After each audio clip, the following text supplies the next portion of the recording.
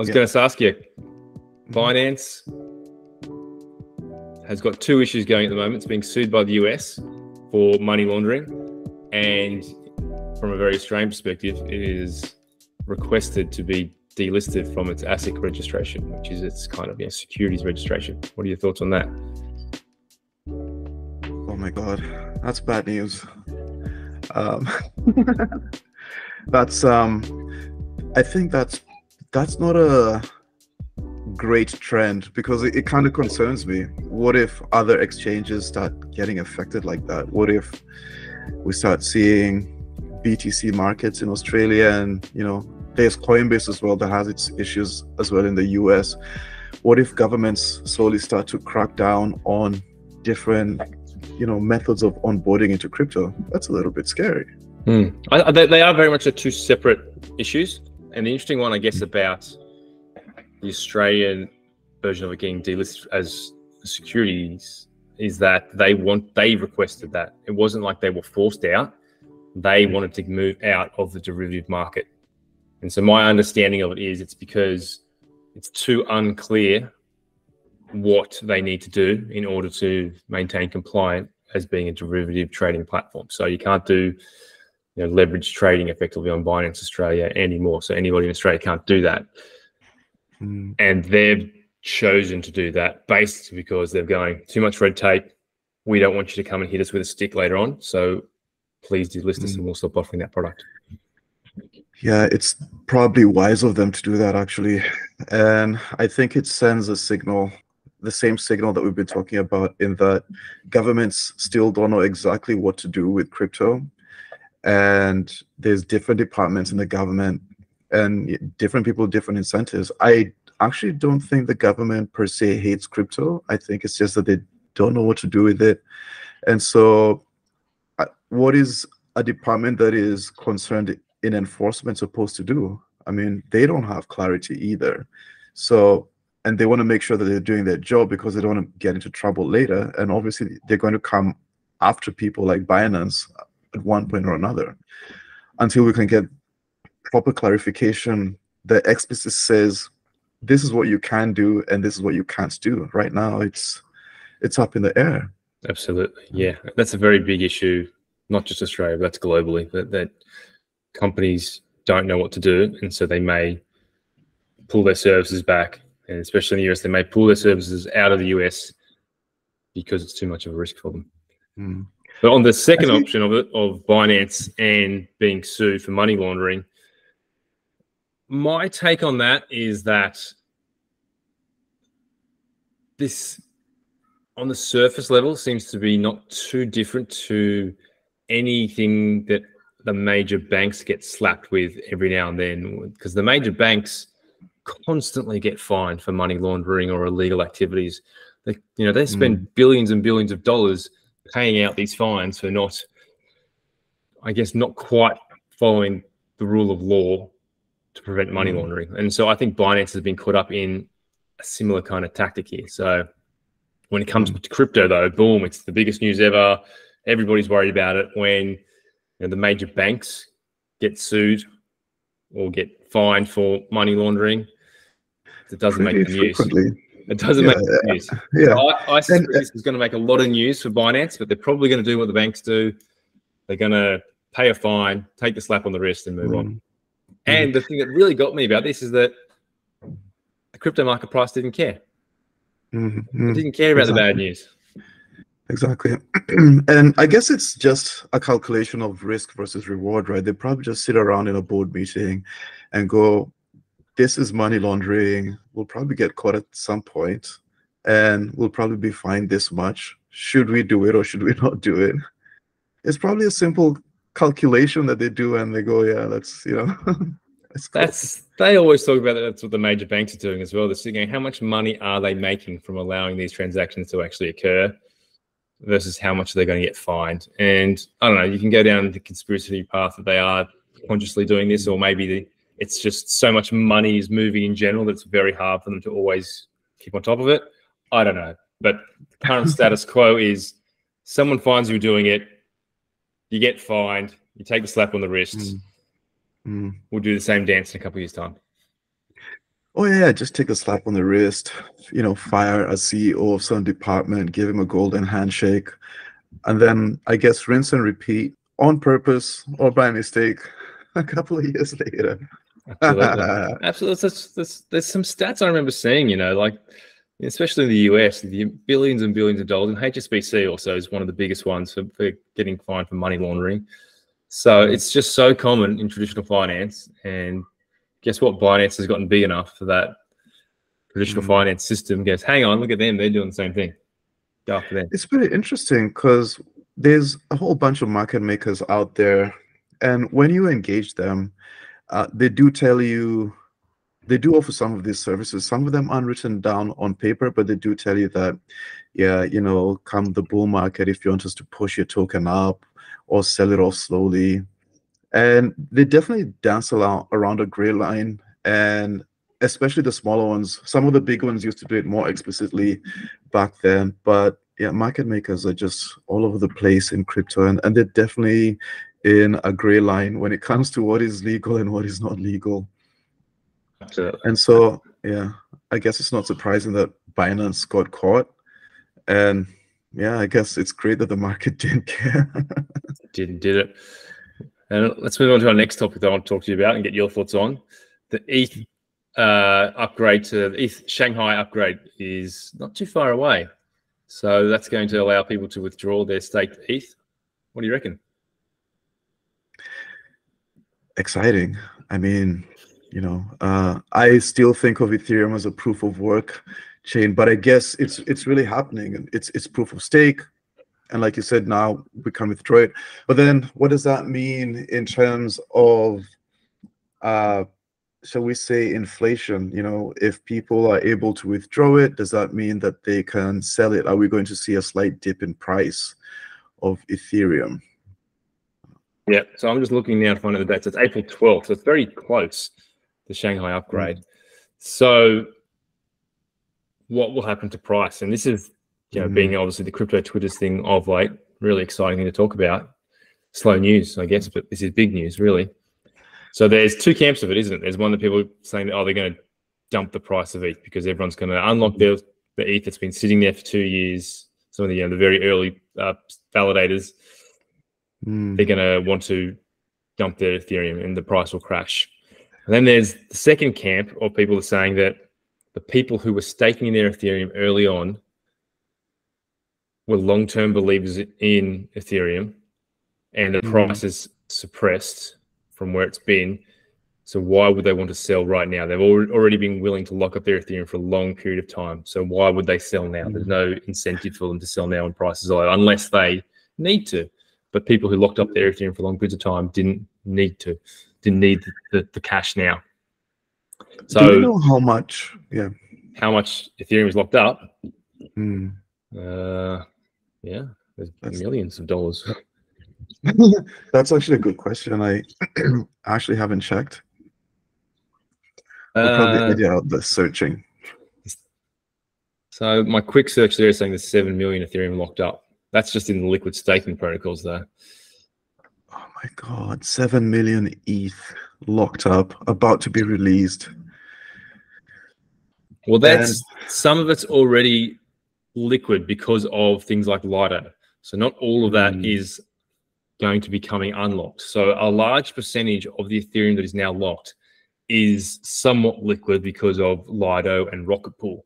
So how much of it is actually the original ETH stakers is going to be different, but there's still a lot of ETH that's going to be available to the market. So if all of that was to be sold on the market, yeah, that would absolutely put downward pressure on the prices. There's not enough buyers out there to hold that price up. But as I said, the argument is these people are long-term ETH holders. They're not going to want to sell in the press market. And if anything, it is more bullish for Ethereum because this has been a hang-up over Ethereum that this is locked ETH with a forever lock date. So it was, a lot of anti-ETH people would say that that's a huge risk, locking up your Ethereum for an undetermined amount of time. We just spoke about it previously on Handle Finance and locking up your tokens, which is bad. So locking up your Ethereum for an undetermined amount of time was a bad idea. But Ethereum proving that they did change the chain to proof of stake, they did introduce the EIP 1559, that was the burn of the Ethereum during gas prices. So they are proving that they're delivering on their upgrades. And, you know, the Shanghai upgrade, ETH unlocked another 5 days from when we're recording this. They're doing it. They're living up to what they're saying they're going to do. You would think that the market would already have sort of accounted for that, because, I mean, if I had 1,000 ETH sitting somewhere, I definitely would have thought about this unlock date and I'd have made my decision. I probably would have switched to Bitcoin for a while, you know, waiting for this unlock to happen. And, you know, if I'm a long-term ETH believer, maybe give it another week and then come back and pick up my ETH.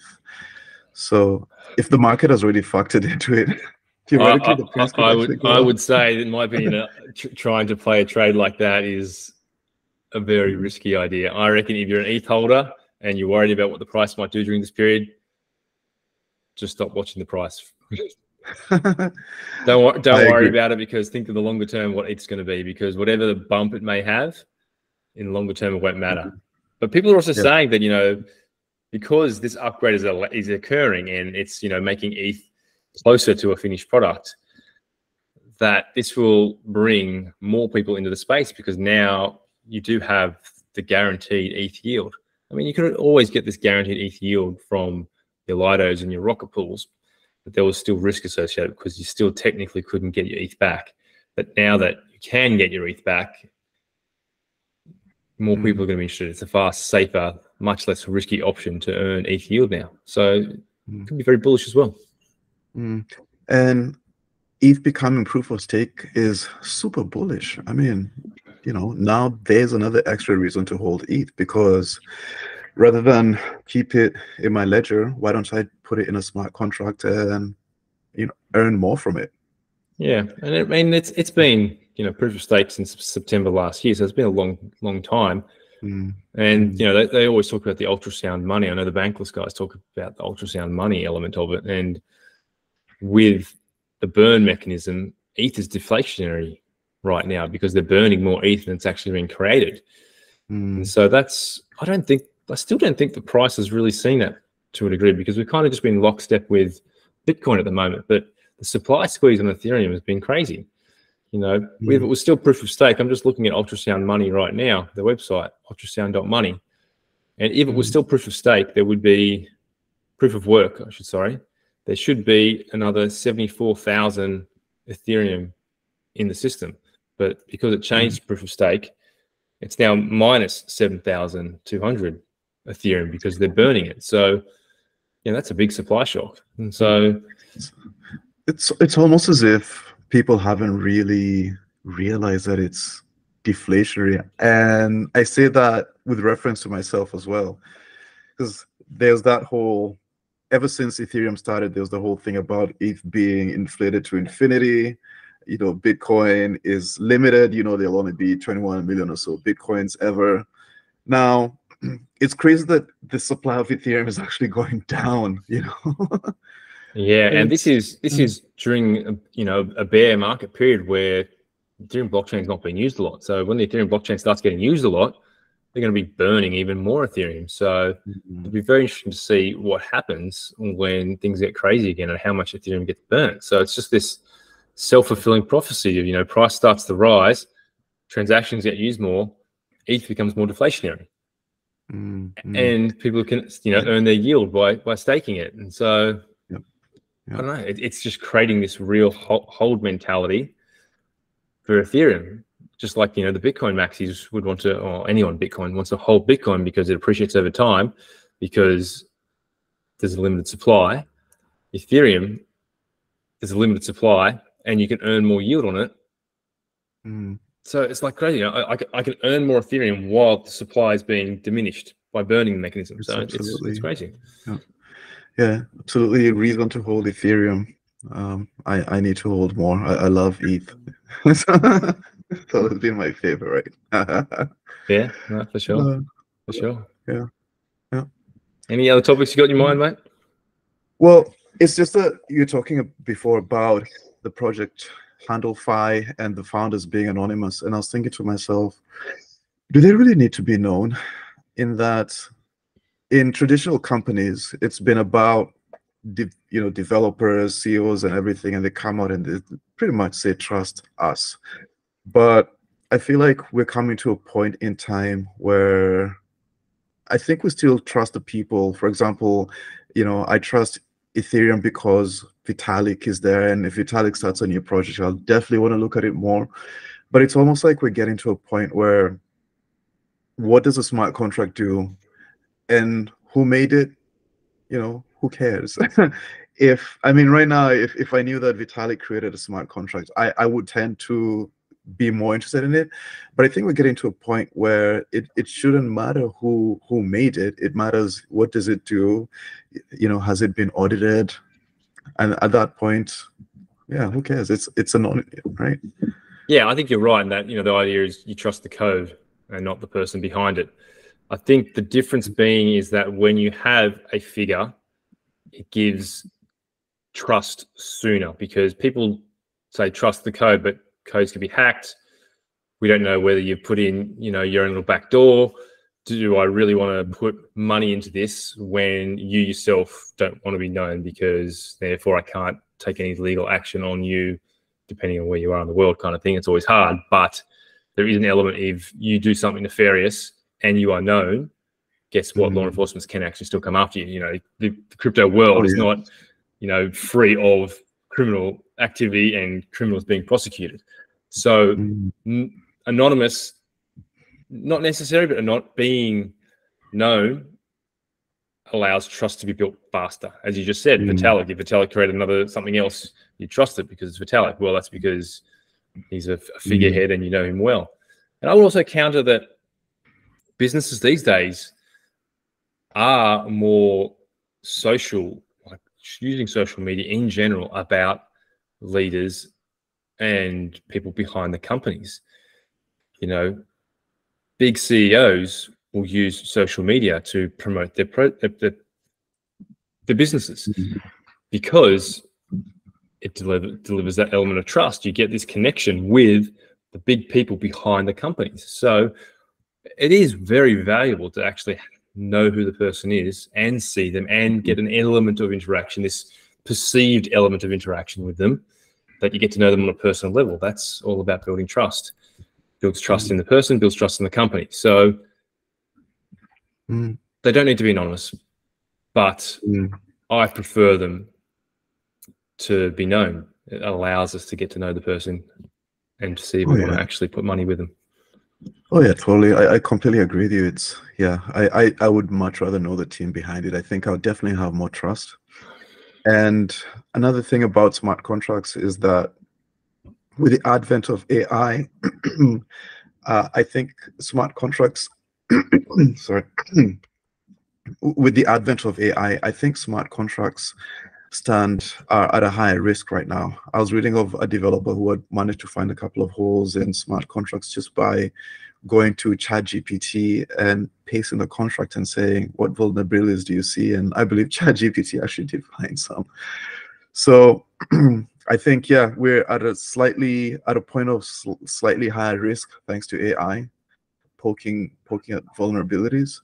Wouldn't that work in reverse though? Then you could put your smart contract code into it and say, hey, can you identify any vulnerabilities in my code? And it would tell you before you've released it. Oh yeah, definitely. I think that's the other thing.